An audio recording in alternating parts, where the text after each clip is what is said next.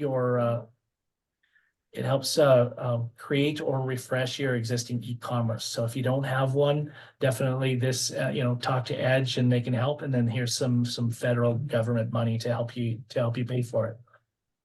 Over and above the $2,400 micro grant, though, it also through the Alberta governing body Business Link, they also give you access to in the neighborhood of 15 to 30 man hours of assistance. So it's like help desk, but it's better. It really is hands-on help desk. So if you need just how do I connect my e-commerce to my WordPress to my CRM system or whatever, they can help you.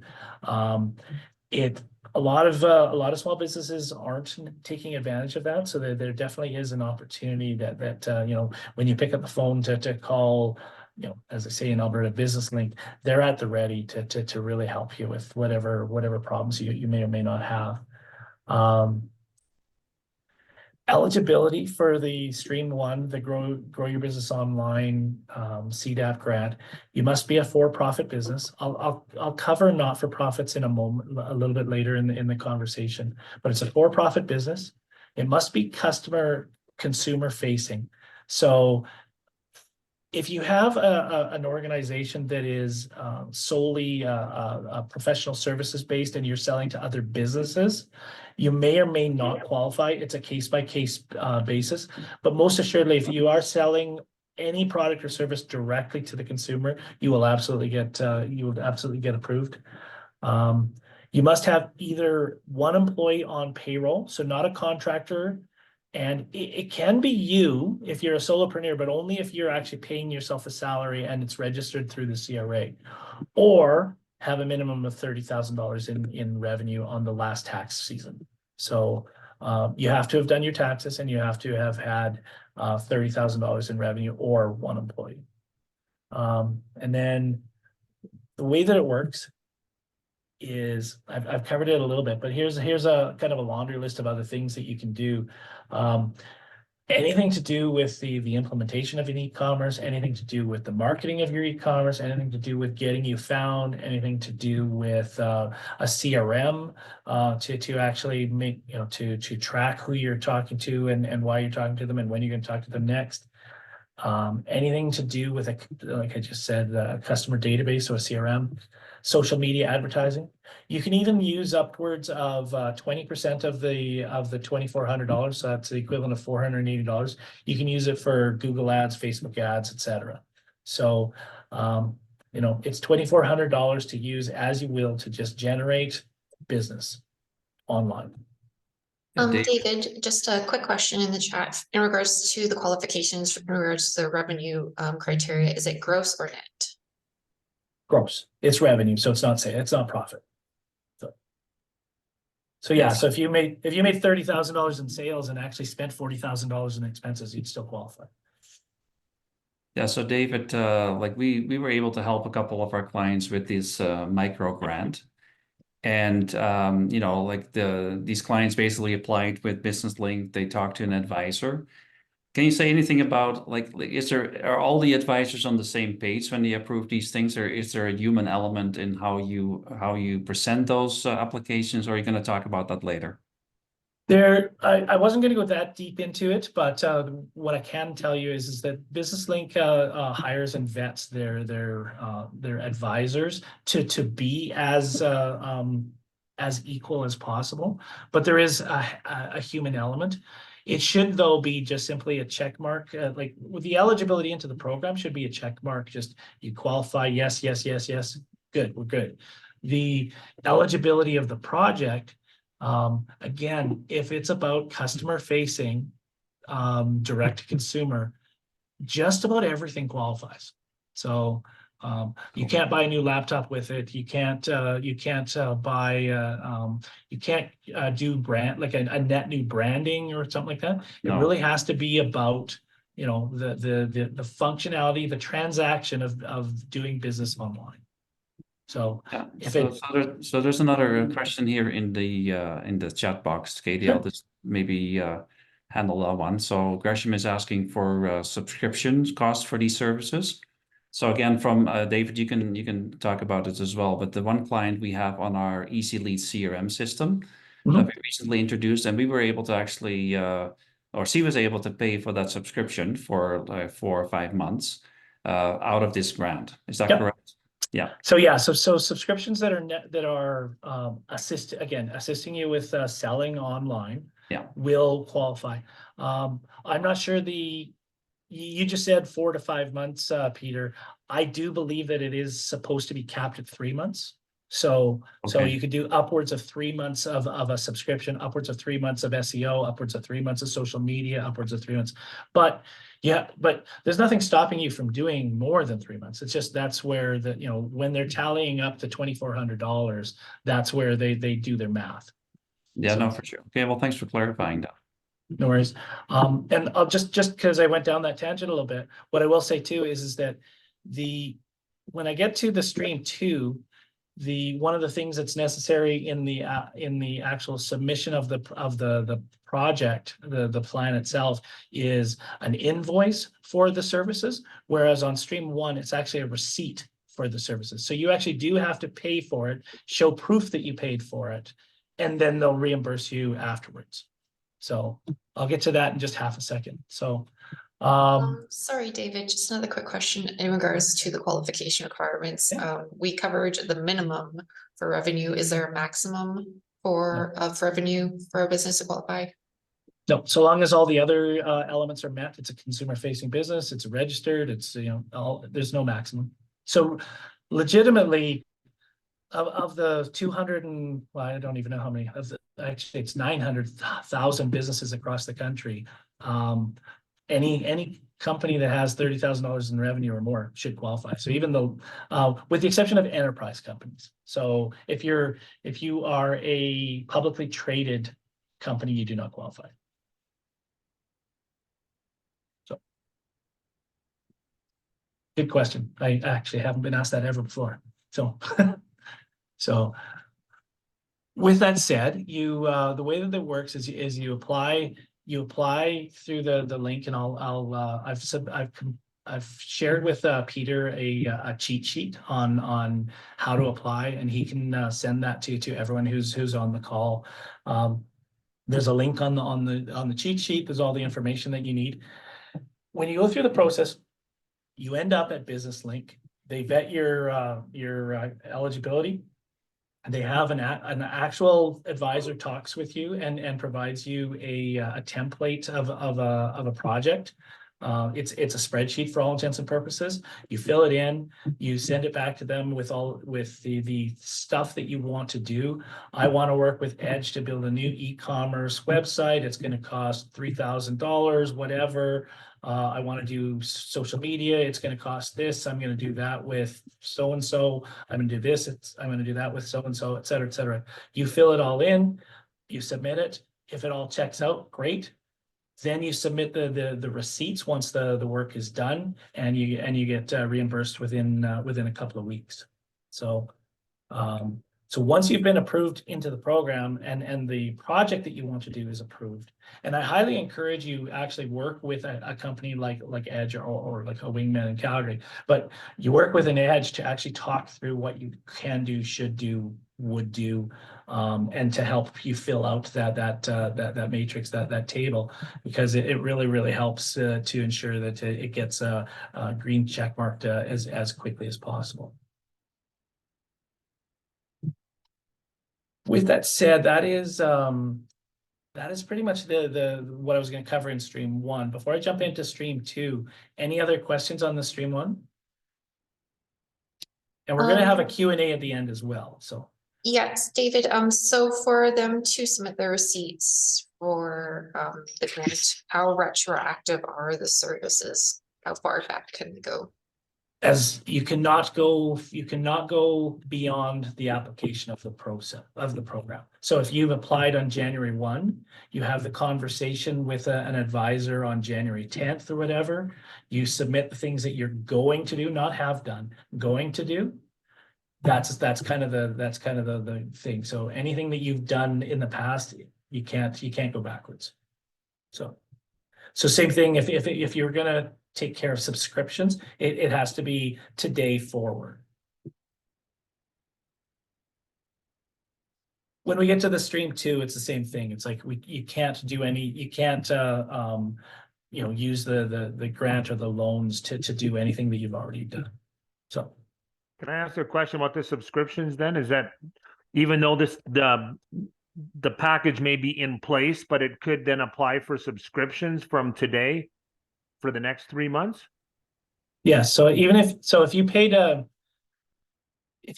annual, if you paid it annually, if you can actually show a receipt and then yes. If you're paying it monthly, it might be easier to show the receipts because it is monthly. But again, even if you did pay it retroactively, you purchased a year on December 1st, you went and engaged in the CDAP January 1st, you could do this divided by 12 times 3 months.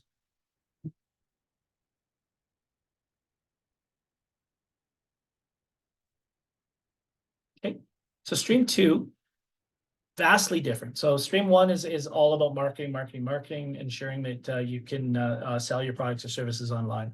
Stream two is, I'm gonna skip to this slide.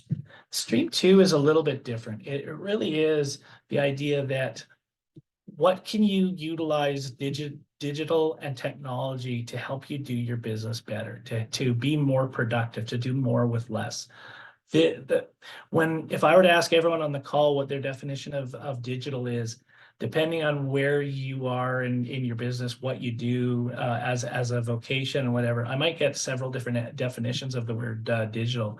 But digital crosses over many of the different silos within an organization, from marketing to finance to operations to basically to technology stack and everything like that.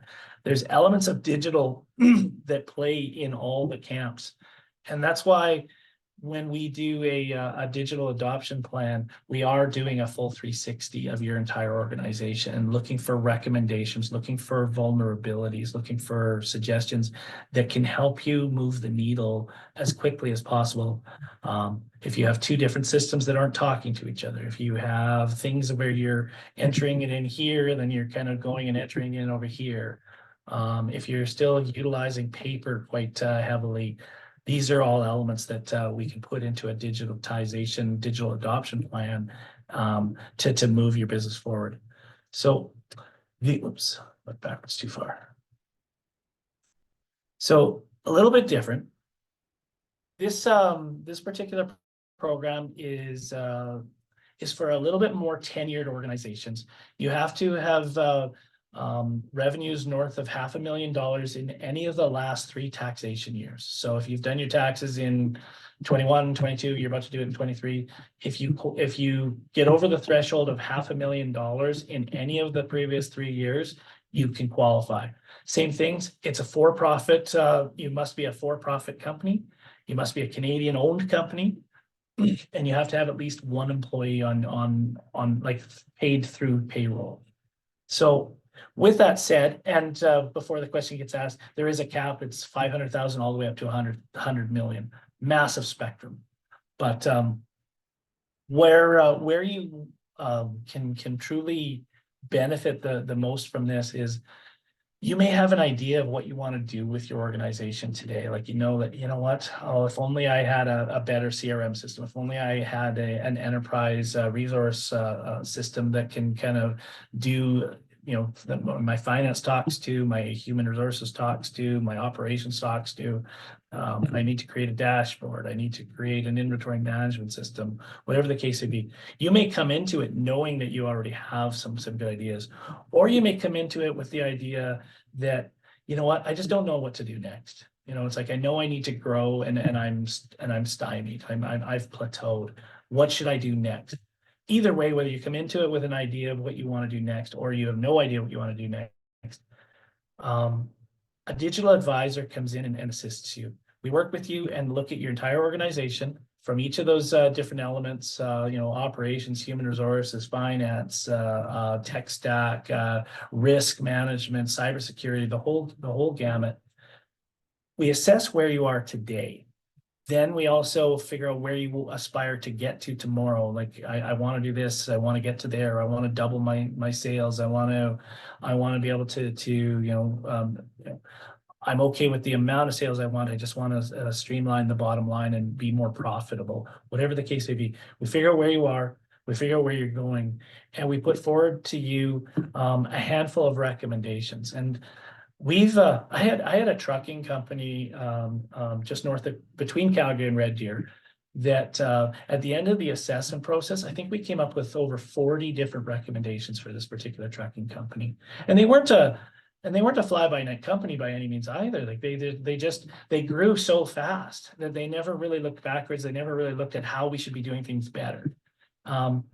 So 40 is just too big a number, though. So what we do with the federal government for the federal government's approval is we streamline that down to 3, possibly 4 larger recommendations that are going to really move the needle to help them do their business.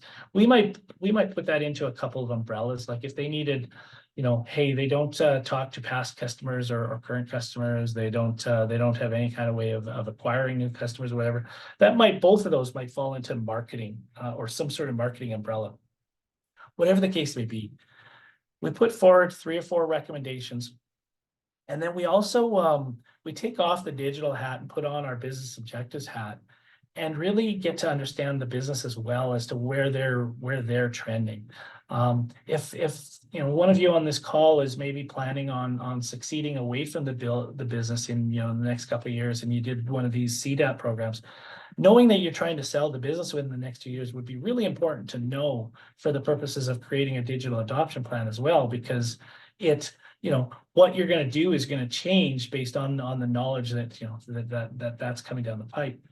The reason why, and I don't know that every digital advisor across the country does what we do in regarding the marrying it to your business objectives, but from our perspective, if you're not doing a plan like this with your overall business objectives in mind, it's a waste of time and a waste of ink. So that's why we really hit it home that it has to meet your objectives, not just from a digital lens, but from a business lens.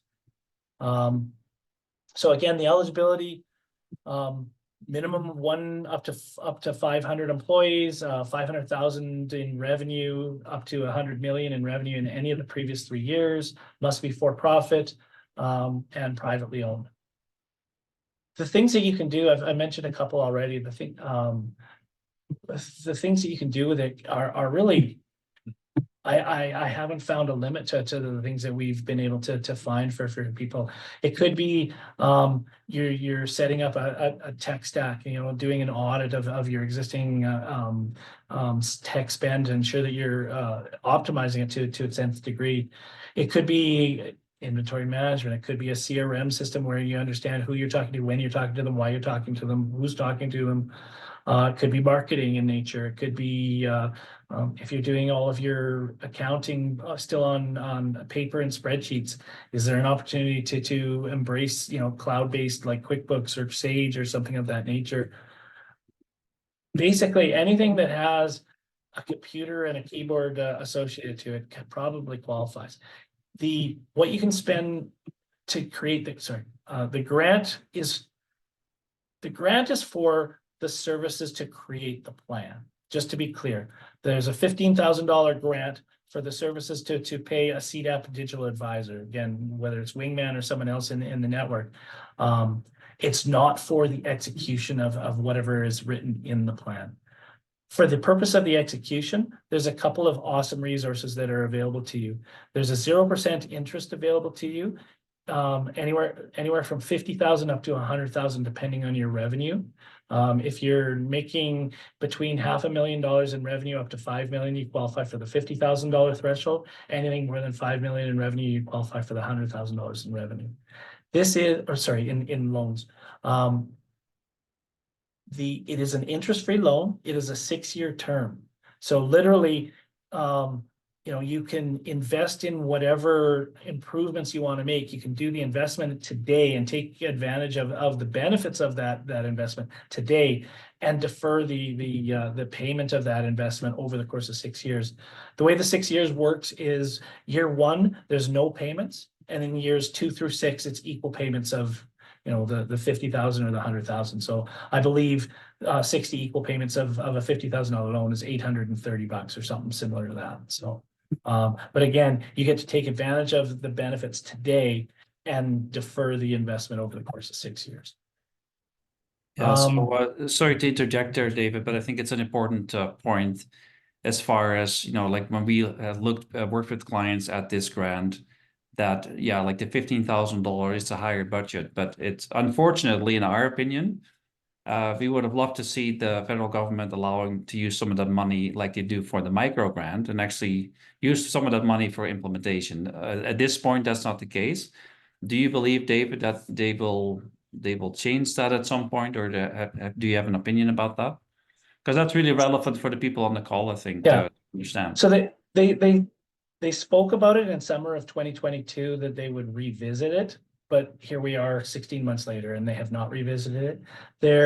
The program goes until March of 2025. So I'm of the opinion, this is opinion of David. It is an educated opinion based on whom I talk to on a regular basis, that they're not going to change that. Okay. So, but here's the thing about the $15,000 grant. It's really it's a shell game. It's money in and money out. It's so the cost to create the plan, you're basically not on the tap for that. The federal, I use this this joke or this line a lot, is that when I come in as a digital advisor to help you with your organization, I'm the perfect kind of employee because I'm paid by the federal government. So yes, the $15,000 grant is for the services of a CDAP digital advisor, but it really, you know, if you're hiring a digital advisor worth their salt, you truly are getting some significant benefits in just having the dialogue with them. We might only put 3 or 4 key recommendations into the plan that we're submitting to the federal government. But using that trucking example, that trucking company example, you know, we're having a conversation about the other 37. You know, it's like one of these might just simply be, it's like, hey, call your insurance company and see if you already have cybersecurity insurance. Do you need it? Whatever. Well, that might be a Thursday afternoon kind of call. But if you didn't even know cybersecurity insurance was a thing, it's an opportunity where it just opened up your mind. Like it's like over the course of the assessment, we have several dialogues with the small businesses we work with, and you know, between each meeting, like we anecdotally have been told that, oh my God, I never even thought of doing it that way, and we've already started to do that from our conversation with you on Tuesday, David. Blah blah blah blah. Like we come in as a true consultant, advisor, coach, strategist, whatever word you want to use. And we're working with you in your organization. We're putting in somewhere in the neighborhood of 40 to 50, even as many as 60 or 70, depending on the size of the organization, hours into this program when we're working with a small business. And for you, the federal government pays 90% of our fee. And then with GST credits and everything like that, like basically you're out of pocket not a whole lot. And you're getting 40 to 50 hours of our consulting time. Like if to put a dollar amount on that, like, you know, whatever consultants charge upwards of a couple $100 to $300-400 an hour, and you're getting, you know, that's you know, paid for by the federal government 90%. It's a pretty good deal when you look at it in that perspective. I agree with you wholeheartedly, Peter. I've had this conversation with literally dozens and dozens of Canadian businesses over the last 20 months that, you know, well, you know, can't we just kind of move half of it over to this? And it's like the grant is for the development of the plan, and that's the way it is right now. No, thanks for clarifying that. That's important. So yeah. No. And then the interest-free loan is where the execution comes in. And then the other piece of the equation that is whoops, that was the slide I wanted. The other piece of the equation that is kind of the cherry on the top is like, so you have an idea, now you have a plan, you've gone through the process of getting an interest-free loan from the BDC, so now you have the wherewithal to do what you need to do. Well, sometimes then, depending on the size of your organization, you don't necessarily have the manpower, the resources to do it. Well, there's also as part of the CDAP program, there's a $7,300 hiring subsidy, and it's not like a hire a student or what have you, where you pay, you know, $10,000 and get 50% back or whatever. It's the first $7,300. And what they did in the last 6 or 7 weeks is they actually opened this up that you can hire as many $7,300 hiring subsidies as you need. So whether that be that you need 3 of them right away to work for a couple months and away you go, or if you want to hire them in sequential order, you hire one, then you hire another, then you hire another. This hiring subsidy can be a temp, be a part-timer, could be a full-timer.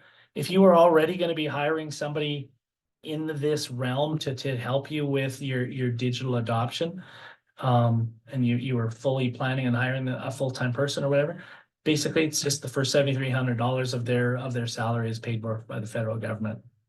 So it's a nice cherry on the top. So then you have a plan now, you have an idea, you have a plan, you have the wherewithal, and now you have the resources to do it. So all in, the program is well structured to take the burden of improving your business, to really remove the burden of improving your business and to make it as simple and easy as possible. So I wanted to cover just before we get to the Q&A, I wanted to walk through a couple of examples of some businesses that have taken advantage of this. As I say, Wingman, we've done in the neighborhood of about four dozen CDAPs in the last 20 months. This on the screen, and I know that you can't read that; it's a really small font. But the first one was an online retailer in Calgary, and they wanted to be able to, like, they have a product that they sell bar stuff, like the bartender stuff, whether it be the shakers and glasses and smokers and torches and for like smoked whiskeys and whatever. But they wanted to be able to sell to the US, and they needed to change the way that they were structured. They needed to do things. So we helped them with an inventory management system. We helped them with a plan a very strategic plan in their digital marketing, and we helped them plan out a CRM system so that the sales that they're making in Christmas of 2022 or Christmas of 2023, they have the ability to contact these individuals down the road for Father's Day promotions or whatever the case may be. This particular client, we walked them through the CDAP program in about February or March of this year, and so this is the first Black Friday and Christmas and whatever that they've actually been able to sell in the US, and they've already flipped their business, that instead of it being like 90% Canadian and 10% American, they're now actually selling 70% to the US, 30% to Canada. And that growth from 10% US to 70% is all net new.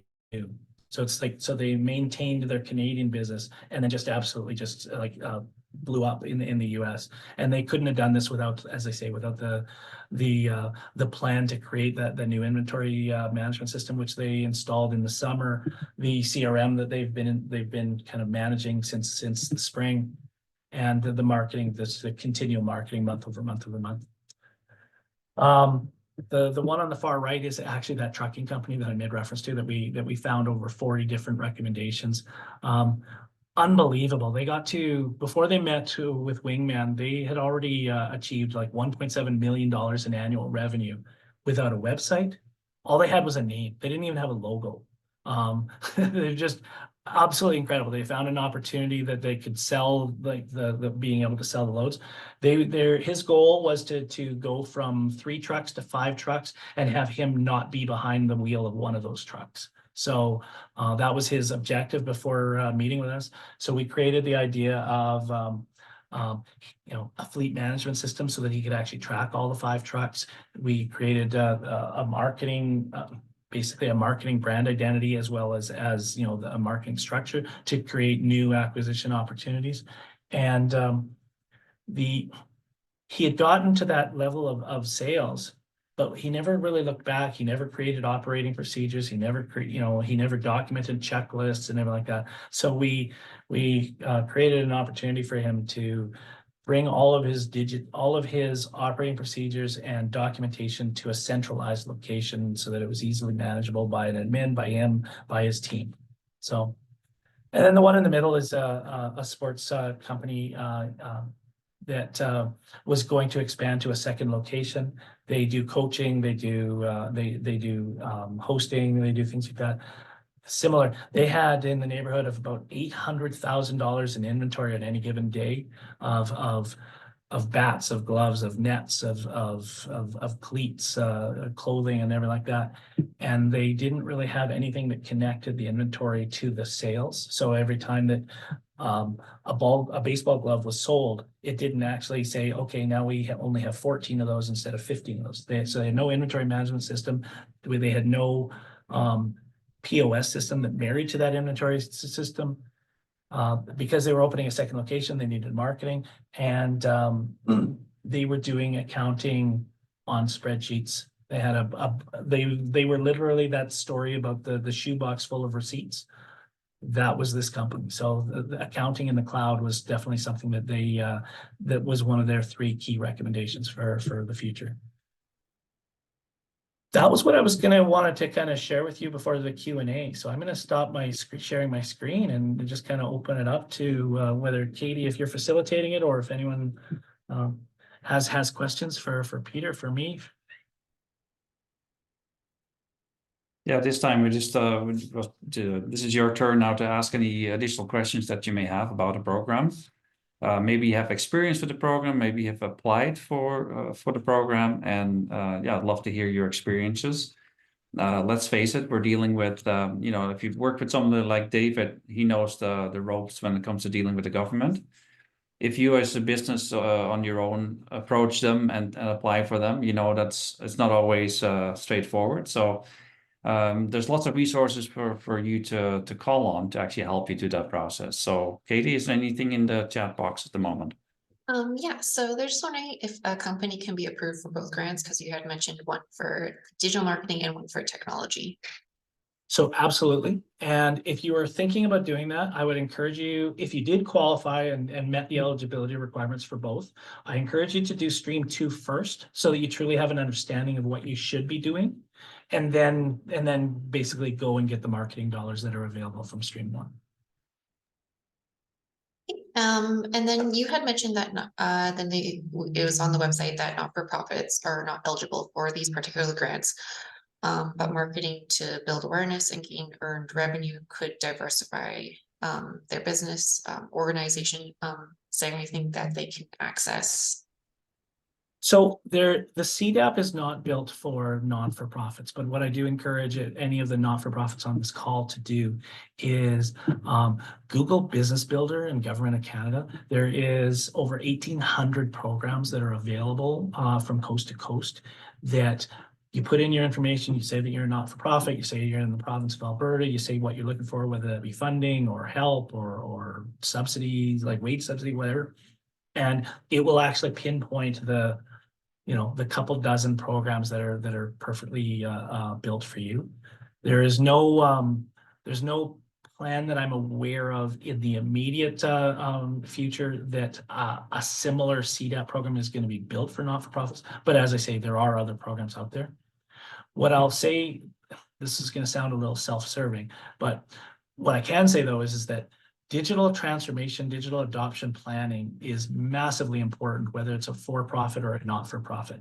Although there's no grant, although there's no interest-free loan, if somebody wanted to have those conversations with Wingman, we could certainly have those conversations and figure out what a mutually beneficial price point could be. As I say, with these for-profit ones, I'm spending in the neighborhood of 40 to 50 hours, but there might be an abridged version that can be done for a not-for-profit at a more palatable price point. But again, there's nothing exactly like CDAP for the not-for-profit at this point.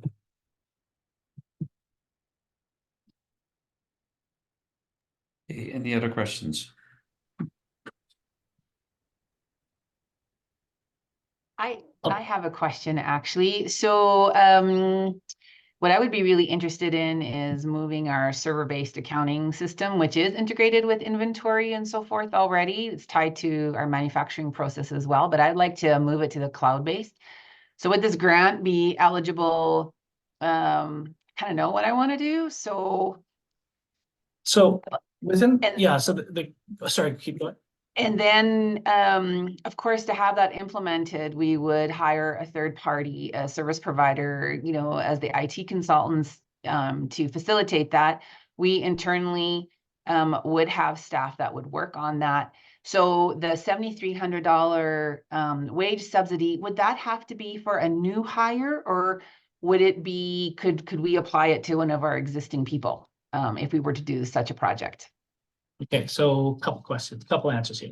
So the yes, so in the development of your digital adoption plan, and if one of the recommendations that we wanted to move forward with and create the project charter to document would be that migration of your existing accounting inventory solution to a cloud-based accounting solution. So in that strategy, we would be talking about who the stakeholders are, what the possible, like, high, low, average budgets could be, rough timelines, the key gateposts of what a project would look like, possibility of we would find as many as possibly three solutions, whether it be vendor solutions. I don't mean the implementation solution, but I mean the actual software solution, and do a little bit of a pros and cons of those. And that would be in the thing. What we would, in the budget, we would be talking about the implementation. So we would also be talking about the fact that, and you just said it, you would bring in a third party to come in and assist your organization to do all of the heavy lifting. That would then be the leveraging the 0% interest rate loan to pay for that consultant as well as anything else. To your question about the hiring subsidy, it is a net new person. Now, with that said, so it cannot be used for an existing person. Sadly, it also cannot be used for, let's say you were moving somebody from an admin assistant to a digital finance type role. It has to be a net new person into your organization, that's sadly. And that's, again, on the hiring subsidy, there's some inequities in the program. Overall, it's really good, but that's one of the ones that I also lament that that's unfortunate. But there might be other things, like whether you use the hiring subsidy or not, there might be things that you could use it for within that project. So you would probably in the project charter that we generate, we talk about who your project manager within the organization would be, people that would need to be involved in integration. If through that process we found a gap, that hey, you know what, we don't actually, there's a lot of heavy lifting, like kind of grunt work that needs to get done, where it's just like, monotonous, copy this, paste this, copy this, paste this. That might be the ideal thing, where you bring in somebody for 2 months on, pay them on payroll, and away you go. So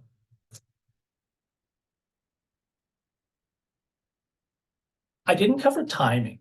So I'll just cover timing really quick. So with Stream 1, the process to apply, the process to speak with somebody from Business Link and what have you, to doing the project, to getting the reimbursed for the $2,400 grant. So the time it takes to actually apply is about half an hour. To get it approved into the process, roughly about 7 to 10 days. To do your project, you have a 90-day window to submit the things, and like it doesn't mean it has to be done. And then, like, using the subscriptions as an example, it could be 3 months or 5 months or 6 months or whatever, but you have a 90-day window to actually submit the receipts to actually qualify for whatever it was that was vetted through Business Link. And then it takes about 14 to 21 days to get reimbursed. So on the Stream 2, it can take as little as 45 minutes to 7 days to get approved into the CDAP Stream 2. The actual application, at some point you have to do a survey, which the survey can take as much as 15-20 minutes. If you do that at the point of application, add that to the time at the onset, but you just have to do it at some point before you actually submit the final plan. So you have whatever.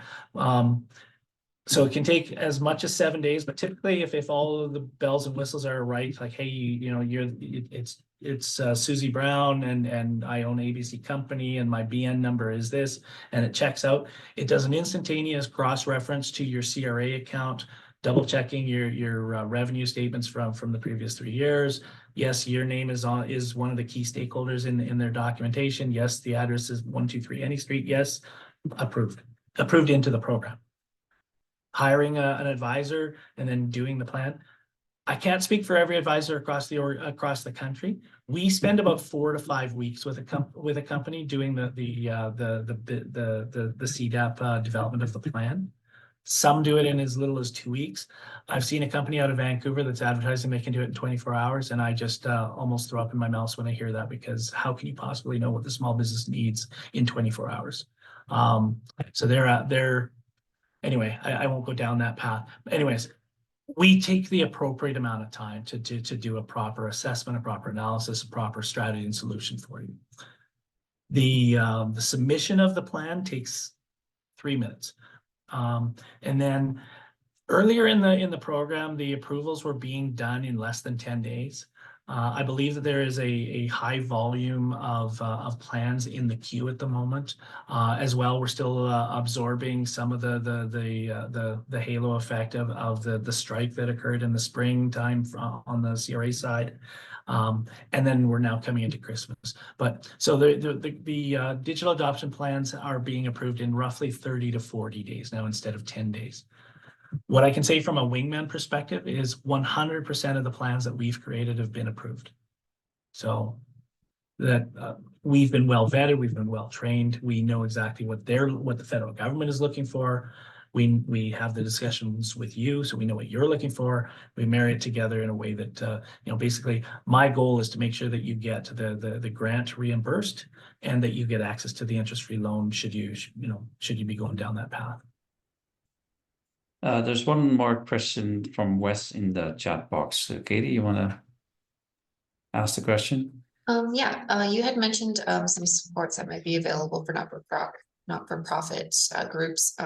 Is there a link that they can directly access, or if you kind of let me know the name of I can send you, I can send you a link. It's literally if you Google Business Builder and Government of Canada, you'll find there's an interactive database of the 1,800 plus programs that are available across the country.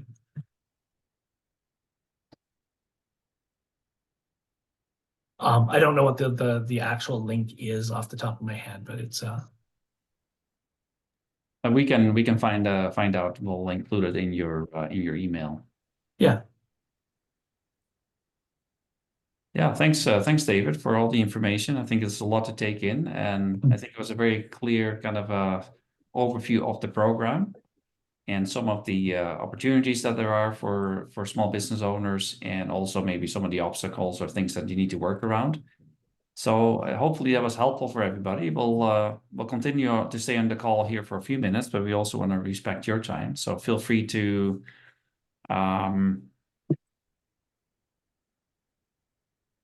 one thing I can say is that virtually everyone on the call are existing clients of yours, Peter?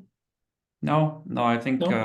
like some of them are, of course, they're part of our community. People that a lot of them probably are, but not everybody. We can't assume it. Okay. But we have everybody's contact. So yeah. What I was just going to say is that if there is a project on the horizon that somebody is already thinking of doing, like they need a web refresh, they need they need a CRM build, they need whatever it is that the Edge team was already in the queue to possibly do in 2024. One of the opportunities with CDAP is to do the CDAP process first, so that you can get the funding or the interest-free loan to actually look after the project that you were planning to do anyways. For sure. So there was one more question from Crystal.